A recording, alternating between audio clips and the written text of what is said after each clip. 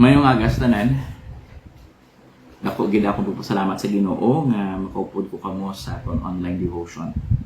Sa aton pagsugod, pangabay ko tanan sa pagbukasin ng mga Bible in the book of Numbers chapter 23. Pagkabasahon naton isa lang gid ka verse sa mga chapter. Hambal dire, God is not a man that he should lie, neither the son of man that he should repent. Hath he said, and he shall he not do it? Or hath he spoken, and shall he not make it good? Before kita magpadayon, mga muetanay, let's pray. Our gracious God, Heavenly Father, tigil Ginoo sa amon nga tion, nga giaman mo sa amon, makastudy sa imong pulong. Bless us, Ginoo, ikabay Ginoo nga through the word that we will be hearing, Ginoo, will be used, Ginoo, sa pag-add up, kaga paghatag sa amon sa mabakod, nga pagtuo sa imo. Thank you, Lord God. And again, Ginoo, ginabalik namon sa iyong pagdayaw. Ipagpasalamat. Gusto niyong pray. Amen. Ang aton na title sa aton ng morning devotion is The Trustworthiness of God. No? Kung panumduman naton balakaw to sa Ginoo, sa aton nga day-to-day nga kabuhi, may araayhan nga tion nga nag-question ka, is God truly trustworthy? Makasalig ko ayhan sa iyong mga promesa. Many times sa akon nga kabuhi bilang isa ka Kristohanon, may mga circumstansya nga nag-abot sa akon kabuhi nga napakamangkot ko, is God truly going to do the things that He had promised? Like, sa kaluwasan, di ba? Kaya kung ako ang pamangkoton nimo, hindi ko po pasunod doon ako galingon sa langit. No? Kaya tungod sa mga kasalanan na ginbuhat ko sa kabataan pa lang ko. No? And today, even today, I could still do mistakes, do wrong things, sin that I know is filthy in the presence of a very powerful and holy God. No? Kung ako guro ang mag-decide sa akong galingon, even guro ang mga probisa na akon sa akong ugalingon, hindi ko gani matuman. But could I trust paayhan ang Ginoo nga he could do whatever He wants? Plus,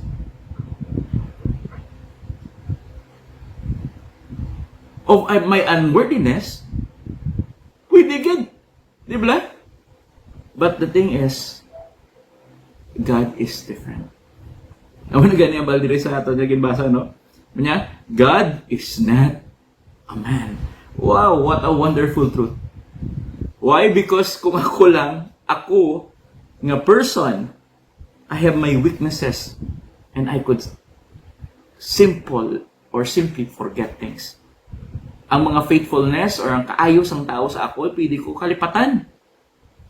Kaga, hindi ko tumanon ang mga promisa nga ako ang ginhambal. Ang gani, it's so important, gid, nga may mga reminders kita kaysa ano, para wala matuman naton, gid, ang atod nga mga promisa sa aton kaugalingon, no? Pero ang aton Ginoo, lain siya.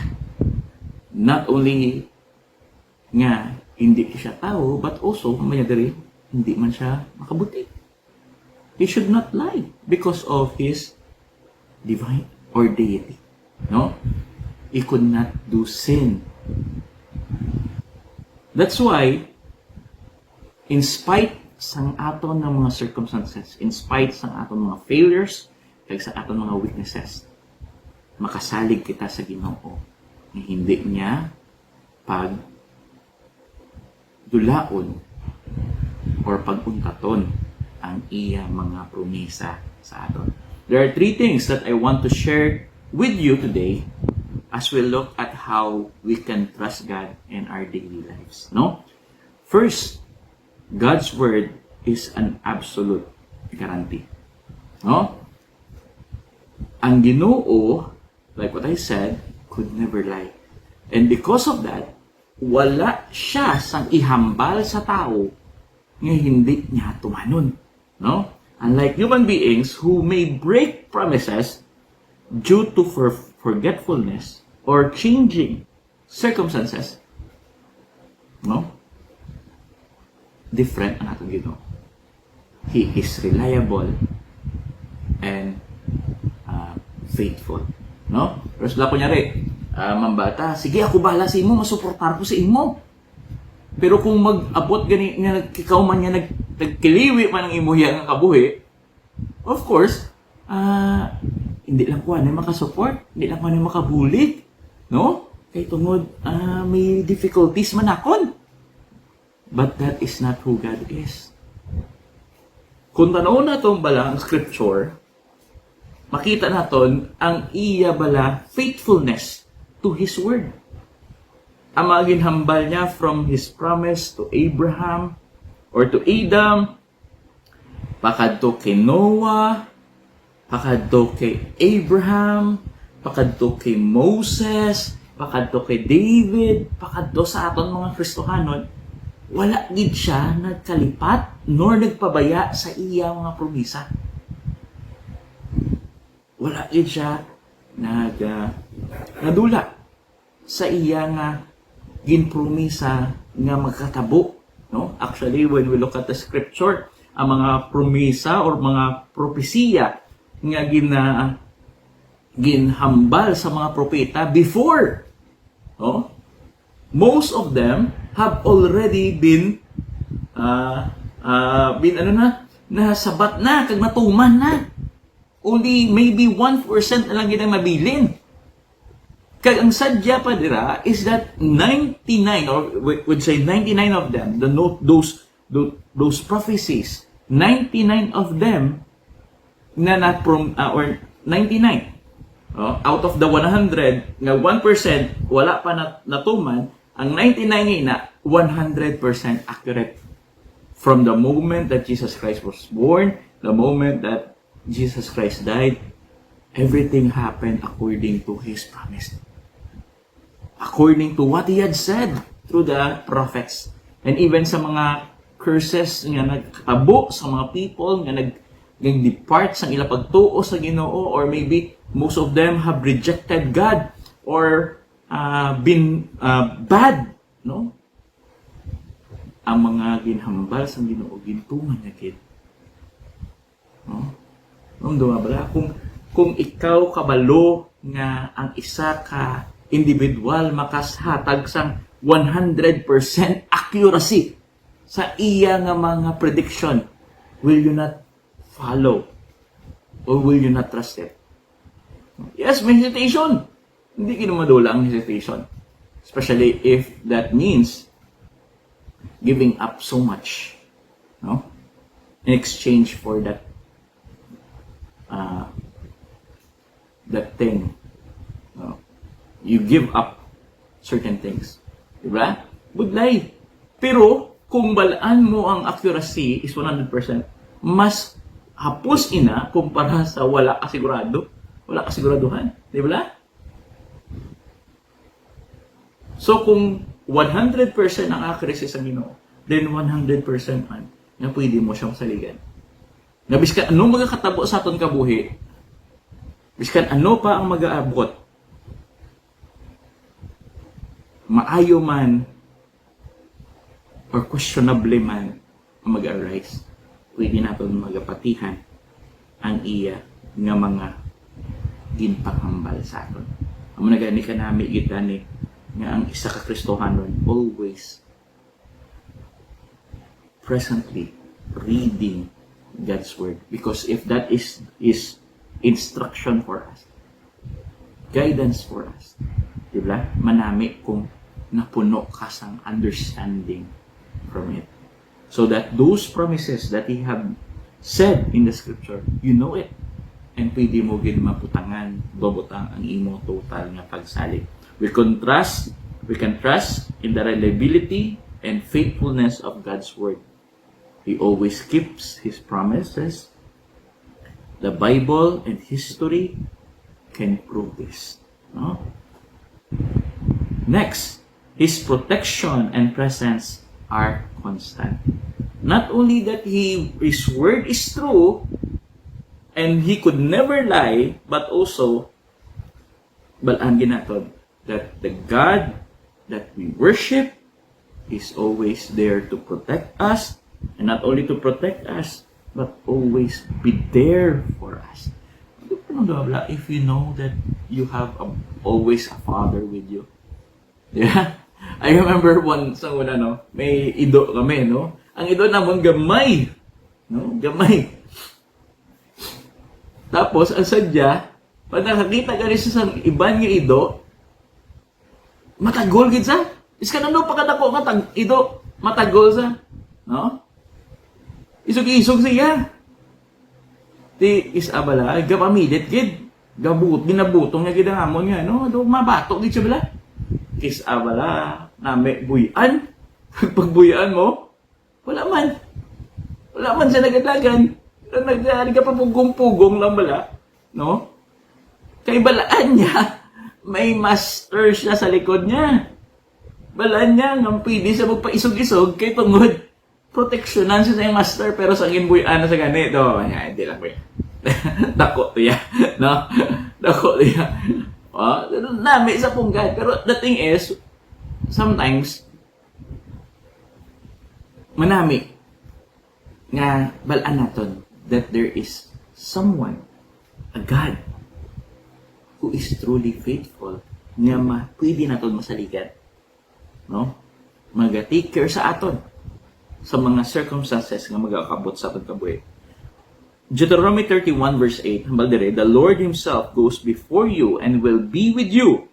He will never leave you nor forsake you. Do not be afraid.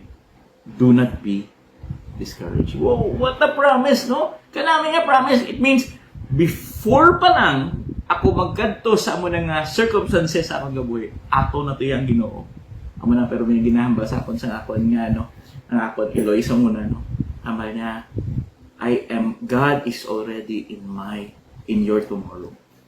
Sometimes, pamangkot, kapag sa imo galing, no? Kaya ko ni Ayhan. Masaranghan ko ni Ayhan. I myself, sometimes may mga doubts ako sa akong galingon. Ako, magani kisa daw ka, masyado ka, hindi ko ya risk taker. Hadlok ko ya nga basi, ano Ayhan, matabo kung himuon ko ini. No? Kabudlay. Kung akong sa pagasaligan ko lang ako galingon, more probably wala ko makompress ako kabuhi. Pero there are certain things that I could never do, but God will do for me. Makasalig ko that mabayaran ko akong bills. Makasalig ko na mahimo ko mga buluhaton, mga ministry, mga preachings, mga schedules, mga responsibility ko sa church, kag iban pa nga bakabahin sa akong family, sa akong mga loved ones, sa akong mga friends, mahimo ko ni not because of my own reliability, but because I could trust the reliability of the Lord. I could trust His protection. I could trust His presence. Diba? Pinabiskan, magkakatabo sa kabuhi na ako, magapati lang ko, magasalig lang ko, na hindi nakit ko pagpabayaan. No? Wala sang tahong makabalo kung anong aton buwas na vlog. Di ta kabalo. Biskan ano pa nang ipit-ipit mo, no? Magmasakit ka lang. Dula na tanan. Biskan ano pa nga milyon ang gintipon mo sa imo kabuhi, hindi mo gid masaligan ina tanan, hindi na siya enough as your protection because everything could be gone in a second. No? Remember nyo si David when he was the king of Israel, pag-abot sang iyas son nga si Absalom, lagyo man sa. Kag sa nagapalagyo sa, wala sa sang halos dala. No? From a mighty king, powerful king, now, the only people who followed him, wala na. Your wives, children, wala siya may madala about that. And there's no security. There's no promise that he will live above it. No? Ang ilalagay pigsaligan, Ginoo, na faithful sa iya na promesa. Let's remember that David doesn't deserve every protection that God gave him. He commit adultery. He commit murder. He commit bad things. Pero ang Ginoo wala nagkalipat sa pagtuman sa iyang mga promesa kay David. He keep on protecting him. He give him people to protect him. We seek for physical presence. We seek for high walls. We seek locks sa atong panimalay. And we put dogs sa atong mga gates. We could trust it for a while. But the thing is, no one could truly secure you more than God. Manambra promise niya. Yeah. No one could ever take you away from His hands. Wala sang power, wala sang person, nor even the spiritual presence of Satan himself could overwhelm the power of God. Kung na gani, wala ikuga pati na may person or anyone nga pwede magkuha sang aton kabuhi kung hindi according sa plano sa Ginoo, sa iyang kabubuton. Wala sang person nga or wala certain things matabo sa ang kabuhi kung wala pag acknowledge or pag allow sang Ginoo. So when things are not doing as good as you think it is, there are certain things that God allows sa ating kabuhi not to hurt us but to learn and acknowledge that God is faithful. Ayos ang Ginoo. Sometimes dahil kilanlan man natin makatilaw-tilaw sa mga pagtilaw para mabalaton. Wow, God truly protects. God truly is faithful. He is constant in His promises. And last, His mercy provides daily strength. Mo pag yun ang isa, pag naton nga pwede naton mabalaan about sa Ginoo, no? That wala ang kusog na may ara kita subong, it is only through His mercy. No? Lamentations 3 verse 22 to 23 man niya, because of the Lord's great love, we are not consumed, for His compassion never fails. They are new every morning. Great is God's faithfulness. No? Muna, nabiskan pabala sa pagtilaw nga nag-abot sa kabuhi ni Jeremiah. Salamat lang ko na ari pa ko. Because hindi ko ni-deserving. Yet God continue to provide daily strength. Wala siya kalipat. Hindi siya nagaluya sa iyang pagpromisa, sa mga promisa niya, ginambal niya sa aton. So, putod sa Ginoo, I don't know your your physical sa state subo. Hindi ko kabalo kung kung anong imo financial problems.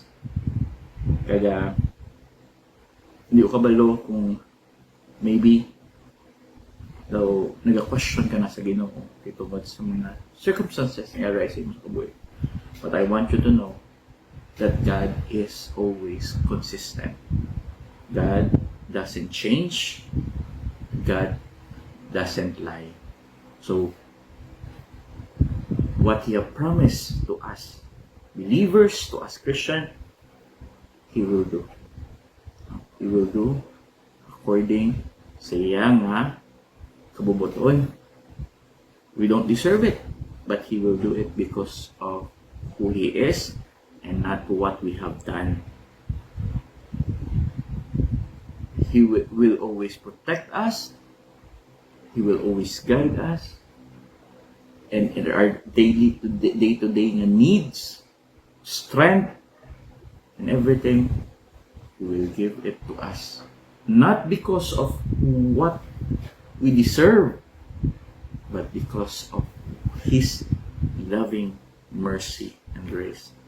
So if you doubted the Lord, I want for you to meditate in this word. When you trust in the Lord with all your heart and lean not on your own understanding, in all your ways submit to Him, and He will make your paths straight. Because the only one that could truly help you in times of troubles, in times of difficulties and trials, it is the Lord. Isa pa gid, Jeremiah 17 verse 7 to 8. Blessed is the man that trusted in the Lord, and whose hope is in the Lord. The Lord is. For he shall be as a tree planted by the waters, and that spreadeth out her roots by the rivers, and shall not see them when heat cometh, but her leaf shall be green, and shall not be careful in the years of drought, neither shall cease from yielding fruit. So the more you put your faith in the Lord, the more you could trust His Word. The more you read His Word, the more you could put your faith in the Lord. Kanami, importante gina na pagbasa sa pulong sa Ginoo. Kay di paagi sa ato pagbasa sa pulong sa Ginoo, the more kita makita naton that God truly is faithful. No? Kaga amo man na ang maghahatag sa kabakod, sa tion sa pagtilaw, sa tion sa mga questionable circumstances. Makita naton na wala gid siya gakalipat, kag wala gid siya wala gid siya gabuting. Kabay, pulong sa Ginoo magagamit sini sa aton paghangop, pagkilala naton sa Ginoo, kag also pag-remind sa aton nga may manamit kita nga Ginoo nga magapadayon sa paging matutom bisan pa sa aton man nga kakulangan sa iya. So praise the Lord for His faithfulness. Mga bibita.